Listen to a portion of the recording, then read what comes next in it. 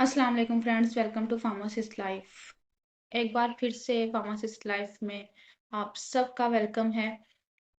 आज मैं आपसे बात करने जा रही हूँ एक सोशल टॉपिक के ऊपर, जो कि हमारी जिंदगियों का एक हिस्सा बन चुका है और किस तरीके से वो हमें इफ़ेक्ट करता है।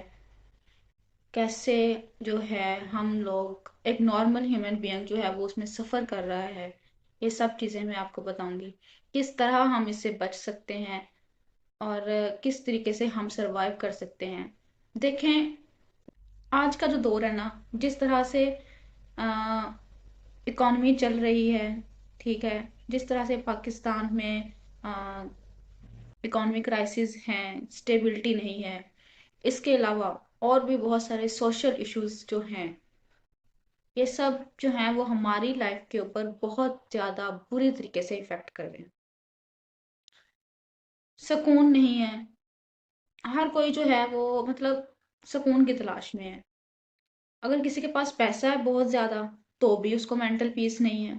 ठीक है, अगर किसी के पास पैसा नहीं है तो भी उसको मेंटल पीस नहीं है।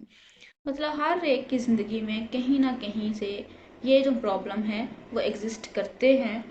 और ब्रेन जो है, दिमाग जो है, वो इन चीज़ों से सफ़र करता है, कॉन्शियसली या अनकॉन्शियसली बहुत बुरे तरीके से इफ़ेक्ट कर रहा होता है।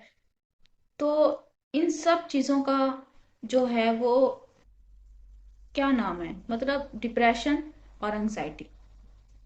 एंजाइटी, परेशानी, डिप्रेशन, बिला वजह की सोचें जो कि दिमाग के अंदर घर कर जाती हैं और बुरे तरीके से ह्यूमन लाइफ को डिस्टर्ब कर देती हैं। सबसे पहले तो मैं आपको ये बताऊं कि एंजाइटी और डिप्रेशन जो होती है उसमें डिफरेंस क्या है। एंजाइटी जो होती है ये हमें रोज़मर्रा की टेंशन होती है। जैसे कि किसी को टेंशन होती है, उसने रोज सुबह उठ के जॉब पे जाना है, उसने काम करना है, ये भी एक टेंशन है। किसी को प्रॉब्लम ये होती है कि किसी के पेपर्स चल रहे हैं, तैयारी नहीं हो रही, ये भी एक टेंशन है। पेपर से पहले की एक टेंशन, एग्जाम से पहले की टेंशन, दिस इज एंजाइटी, जो कि छोटी छोटी बात पे हो जाती है और कुछ टाइम पीरियड के लिए होती है। उसके बाद जब आप इस चीज़ से निकलते हैं तो ये ऑटोमेटिक ठीक हो जाती है। Next, depression. डिप्रेशन जो है ना, ये एंग्जाइटी की मॉडिफाइड फॉर्म है। जब ब्रेन एंग्जाइटी को हैंडल नहीं कर पाता, जब आप अपनी चीज़ों को एक्सप्रेस नहीं करते, आप चीज़ों को अपने अंदर रखते हैं और कहते हैं कि हम सरवाइव करेंगे, हमारी विल पावर जो है वो सरवाइव कर जाएगी, हम अपनी विल पावर से सरवाइव करेंगे, तो चीज़ें आपके अंदर रहती हैं। और जब चीज़ें आपके अंदर रहती हैं ना, तो वो एक बहुत बड़ा मिसहैप बनता है ब्रेन के लिए और एंजाइटी ट्रिगर कर जाती है और वो डिप्रेशन में जाती है। और डिप्रेशन की बहुत सारी फॉर्म्स हो सकती हैं। लाजमी नहीं है कि आप क्राइसिस जो है आपके माली हो। ठीक है, आपके माली क्राइसिस भी हो सकते हैं, आपके फैमिली के क्राइसिस भी हो सकते हैं। ब्रोकन फैमिलीज के वजह से भी कुछ क्राइसिस जो होते हैं वो आते हैं। कोई ट्रोमा हो सकता है लाइफ में। ये सारे के सारे जो है वो एंग्जाइटी रिलेटेड प्रॉब्लम्स हैं। इनसे कैसे हम आउटकम, मतलब कैसे हम निकल सकते हैं इनसे। सबसे पहली बात तो ये है कि खुद को शेयर करना सीखें, यानी कि अपने अंदर शेयरिंग एबिलिटी को ज़्यादा करें। अगर आपको लग रहा है कि आप लोग जो हैं वो किसी चीज़ के साथ जो है वो सफ़र कर रहे हैं, आपको कोई चीज़ तंग कर रही है, तो आप आपके जो नियर बाय सर्कल है, जिस पे आपको लगता है कि भाई ये मोस्ट ट्रस्ट वर्थी पर्सन है, आप उसके साथ अपनी चीज़ों को शेयर करें। आप बताएं कि भाई मेरे साथ ये प्रॉब्लम चल रही है, या और कुछ नहीं तो एक सबसे पहला आप रूल एक ये बना लें कि आप लोग जब सुबह से शाम तक जो है, चाहे आप पढ़कर आते हैं, आप किसी तलीमी अदारे से आ रहे हैं, आप जॉब कर रहे हैं, आप कुछ भी कर रहे हैं, हर एक का एक रूटीन है ना कि सुबह जाना है और शाम को वापस आना है। तो जब आप सुबह गए और शाम को वापस आते हैं, तो आप ये अपना रूटीन बना लें, ये फर्ज समझ लें कि आपने सुबह से शाम तक जितनी भी एक्टिविटी की है, आपने जो भी किया, आपके साथ जो जिस तरह की चीज़ भी पेश आई, आपने ट्रैवल किया, आप आए या कुछ भी ऐसा, आप वो सब अपने जो आपके बहुत क्लोज रिलेशंस हैं आप उनके साथ शेयर करें। आप उन्हें बताएं कि भाई आज सुबह मैंने ये किया, मैं ऐसे गई, या मैं फीमेल हूँ तो मैं एज अ फीमेल बात करूंगी कि मैं गई हूँ, मैंने ये काम किए और ये सब मेरे साथ हुआ, और एट द एंड इस टाइम मैं वापस आई, अभी मैं यहाँ पे थी, मैंने किस तरीके से इन चीज़ों को हैंडल किया और किस तरीके से मुझे उनका आउटकम मिला, मैंने किस तरह से इनपुट दिया। ये सब चीजें आप अपनी जिंदगी का जो है वो एक, मैं कहती हूँ बना लें इसको, एक रूटीन का हिस्सा बना लें। ठीक है, अगर आप अपने घर में रहते हैं तो आप अपनी फैमिली को टाइम दें, अपनी फैमिली के साथ अपने सुबह की शाम की रूटीन जो है वो डिस्कस करें। अपने मदर के साथ करें, अपने फादर के साथ कर लें, अपने जो आपके बहन भाई हैं आप उनके साथ कर लें। अगर आप कहीं बाहर हैं, आप जॉबियन हैं, तो आपकी कोई भी फ्रेंड, कोई भी आपका करीबी नियर बाय रिश्तेदार, या फिर ऑन कॉल फोन कर लें आप अपने घर वालों को, आप उनके साथ अपनी प्रॉब्लम्स जो हैं उन्हें शेयर करें। उन्हें बताएं कि हम सुबह से शाम तक आपकी ये एक्टिविटीज रही हैं और ये आप करके आए हैं। आप यकीन करें जब आप अपनी इन एक्टिविटीज को सुबह से शाम तक आपने जितने काम किए आप जब वो शेयर करेंगे ना, तो आपका जो ये ब्रेन है ना, ब्रेन ये रिलैक्स हो जाएगा। उसे लगेगा कि उसने अपनी इन सब चीजों को किसी और को दे दिया है, यानी कि अपनी परेशानियां अपनी टेंशन उसने बता दी हैं। जब आप शेयर नहीं करेंगे आप वहां फंसेंगे। ये दौर ही ऐसा है, ये एरा ही ऐसा चल रहा है कि हर कोई मेरे समेत, मैं भी हूँ, मतलब हर कोई जो है वो नेगेटिविटी और एंजाइटी में जा रहा है। एरिया ही ऐसा है ना, मतलब ये दौर ही इस तरह का चल रहा है। कुछ मुल्क की हालात ऐसे चल रहे हैं। इसके अलावा हर घर में हर घर की अपने अपने मसले मसाइल होते हैं, अपनी अपनी वजूहात होती हैं। छोटे से छोटा ट्रॉमा किसी का ट्रिगर कर जाता है। तो आप इन सब चीज़ों को शेयर करना सीखें ताकि आपकी एंग्जाइटी जो है वो ट्रिगर ना हो। ये सबसे अपना आप रूल बना लें। सेकंड वन ये है कि आप लोग जो है वो 5 वक्त की नमाज को अपने रूटीन का हिस्सा बनाएं। इसके अलावा आप लोगों ने क्या करना है, एक्सरसाइज एक्सरसाइज करें और वॉक, 30 मिनट की वॉक तो लाजमी करें।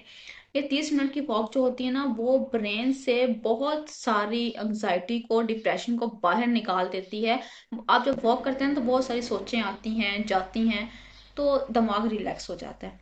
वॉक करें, और ये सबसे इम्पोर्टेंट चीज़ है, अपने प्यारों का ख्याल रखें, अपने इर्द गिर्द देखें कि जो भी एंग्जाइटी में सफ़र कर रहा है, परेशानी है किसी को, अगर आपको लग रहा है तो उस चीज़ को नॉर्मल कंसीडर मत करें। उन्हें अपना प्रॉपर टाइम दें, उन्हें बताएं कि भाई वी आर हेयर, हम हैं आपके लिए, हम आपको सुन सकते हैं, हम आपको समझ सकते हैं, आप हमें बताओ। अगर कोई ऐसा पेशेंट है आपके आसपास तो आप उन्हें बताओ इससे पहले कि मामलात जो हैं वो ज़्यादा ख़राब हो जाएं और आपके कंट्रोल में ना रहें। डिप्रेशन में जाए इंसान, क्योंकि डिप्रेशन बहुत बुरी चीज़ है। डिप्रेशन जो होता है वो, उससे सफ़र करना, उससे बाहर निकलना, ये एक चैलेंज है, एक बहुत बड़ा चैलेंज। और इसमें अपनी विल पावर जो होती है वो भी इम्पोर्टेंट रोल प्ले करती है कि आपको निकलना है इस चीज़ से बाहर। अगर आपके आसपास, अपने आसपास के लोगों को देखें कि कोई इस चीज़ से सफ़र तो नहीं कर रहा, पूछें, उन्हें कहें कि भाई हम हैं, हम आपको सुन सकते हैं, हमें आपको समझना है, आप हम पे ट्रस्ट करो और हमें बताओ। जब तक कोई अपनी जो भी इसके पेशेंट जो है वो एंजाइटी का पेशेंट या ट्रॉमा का पेशेंट, डिप्रेशन का पेशेंट आपको नहीं बताएगा तो वो इस चीज़ से नहीं निकल पाएगा। या आप अगर उसके लिए अवेलेबल नहीं होंगे तो वो इस चीज़ से नहीं निकल पाएगा, उसे लगेगा सारी दुनिया उसकी दुश्मन है। इवन के डिप्रेशन में तो ये भी होता है कि एट द एंड ये भी पेशेंट जो है वो समझने लग जाता है कि भाई ये जो बाहर धूप निकली है ना, या बाहर जो बारिश हो रही है वो भी मेरा कसूर है, मेरी वजह से हो रही है। ये होती है डिप्रेशन, यानी कि वो पेशेंट हर चीज़ का जिम्मेदार खुद को तस्वुर कर रहा होता है, या उसके सामने हालात ऐसे आ जाते हैं कि वो कहता है कि उसे इन चीज़ों से निकलना है लेकिन वो निकल नहीं पाता, वो मजीद फंसता चला जाता है। तो ये भी एक डिप्रेशन की टाइप होती है। आपको इन चीज़ों को ख़त्म करना है, ओवरकम करना है, जो सोसाइटी है उसमें इम्पोर्टेंट रोल प्ले करना है। अगर हम अपना इर्द गिर्द मतलब लोगों को देखेंगे, अपनी शेयरिंग एबिलिटीज को ज्यादा करेंगे, तो हम ये एंग्जाइटी और डिप्रेशन को बगैर मेडिसिन के कवर कर लेंगे। लाजमी तो नहीं है कि हम इसकी ड्रग्स लें, हम इसकी मेडिसिन लें, ट्रीटमेंट लें, हम इसे ऐसे ही कवर कर लेंगे, लेकिन प्रॉपर टाइम के साथ हमें समझना होगा, अपने इर्द गिर्द के पेशेंट्स को देखना होगा। आपके घर में मतलब कुछ एज फैक्टर भी होता है कि एज फैक्टर में भी पेशेंट जो है वो इस तरह का सफर करता है, वो एंग्जाइटी में जाता है। कुछ होती हैं छोटी छोटी टेंशन जो मिलकर एक बहुत बड़ी टेंशन बना देती हैं, एक बहुत बड़ा प्रॉब्लम क्रिएट करती हैं। तो उन चीज़ों को समझें, उन्हें प्यार से हैंडल करें। अगर ऐसा कोई पेशेंट है आपके पास तो उन्हें बहुत प्यार से आप हैंडल करें, उन्हें समझें, उनकी बात को सुने। और डिप्रेशन के पेशेंट को अकेला मत छोड़ें किसी तौर पे भी। और अगर पेशेंट जो है वो ज़्यादा डिप्रेशन में है, एंग्जाइटी में है, तो इस चीज़ की शर्मिंदगी महसूस मत करें कि आप साइकेट्रिस्ट के पास जा रहे हैं। बे साइकेट्रिस्ट किस लिए है? वो इसीलिए तो हैं, वो इसीलिए तो हैं कि वो आपके ब्रेन को कंट्रोल कर सकें, वो इसको मजीद डिप्रेशन में जाने से रोक सकें। तो साइकेट्रिस्ट के पास जाएं, उन्हें अपना प्रॉब्लम बताएं। 14 दिन की ज़्यादा से ज़्यादा मेडिसिन होती हैं। हाँ, अगर कोई ज़्यादा डिप्रेशन में है तो 6 मंथ, तो वो एक मेडिसिन का कोर्स होता है, आपकी लाइफस्टाइल को बेटर किया जाता है और पेशेंट जो है वो इस चीज़ से बाहर निकल आता है। तो उसके उनके पास जाएं, वो इसी चीज़ के लिए हैं। शर्मिंदगी ये हमारी सोसाइटी में इस चीज़ को एक शर्मिंदगी भी महसूस किया जाता है, बताया ही नहीं जाता। ये समझते हैं कि वो अगला बंदा पागल हो गया है, वो अजीब अजीब बातें करता है, उस पर साया आ गया है, और मतलब इस तरह की तोहमात वाली बातें जो कि कंसीडर ही नहीं की जा सकती, हालांकि पेशेंट डिप्रेशन में होता है। तो इन हालात में ये नहीं कहना कि भाई उस पर साया आ गया, वो पागल हो गया, उसका दिमागी तवाज़ुन हिल गया। नो, ऐसा कुछ नहीं होता। Psychiatrist is the best solution. उनके पास जाएं, उनको बताएं कि पेशेंट की ये सूरत हाल है, या पेशेंट को लेकर जाएं, ताकि साइकेट्रिस्ट उसके अकॉर्डिंग ट्रीटमेंट शुरू कर सके। ठीक है, प्रॉपर तवज्जो दें, मेडिसिन का ख्याल रखें। तो इनशाला जो पेशेंट हैं, या अगर आप किसी एंग्जाइटी से कर रहे हैं कवर, तो आप करेंगे, आप उनसे बाहर निकलेंगे। अनलेस अनटिल अगर आप उनकी इंस्ट्रक्शंस को फॉलो नहीं करते, तो फिर डेफिनेटली आप उस चीज़ में रहेंगे। लेकिन आपको अपनी विल पावर भी दिखानी है और मेडिसिन भी लेनी है, तो आप उस चीज़ से बाहर निकल आते हैं, आप टेंशन से, डिप्रेशन से बाहर आते हैं।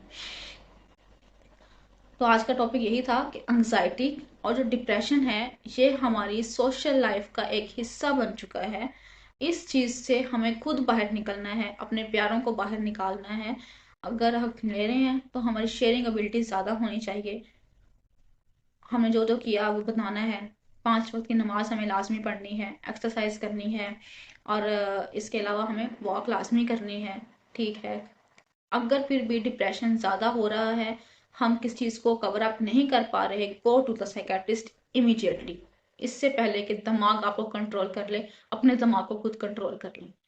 तो फौरन जाएं, अपना प्रॉब्लम बताएं, अपनी मेडिसिन लें, ठीक है, सेशंस लें, और इस चीज़ से कवर अप करें। अपना और अपने इर्द गिर्द लोगों को देखें, कोई इस चीज़ से सफ़र तो नहीं कर रहा। अगर कोई कर रहा है, किसी को आपकी इमोशनल सपोर्ट की ज़रूरत है, तो इमोशनल सपोर्ट भी दें, क्योंकि इन पेशेंट्स को सबसे ज़्यादा इमोशनल सपोर्ट चाहिए होता है इस चीज़ से बाहर निकलने के लिए। तो इस ब्लॉग को यहीं तक देखें, फिर आगे एक नई टॉपिक के साथ मिलेंगे, एक नई बात के साथ, या फिर किसी डेली रूटीन के साथ। पर आज इतना ही। तब तक के लिए इस चैनल को लाइक कीजिए, सब्सक्राइब कीजिए, वीडियो पसंद आए तो इसको शेयर कीजिए। अल्लाह हाफिज़।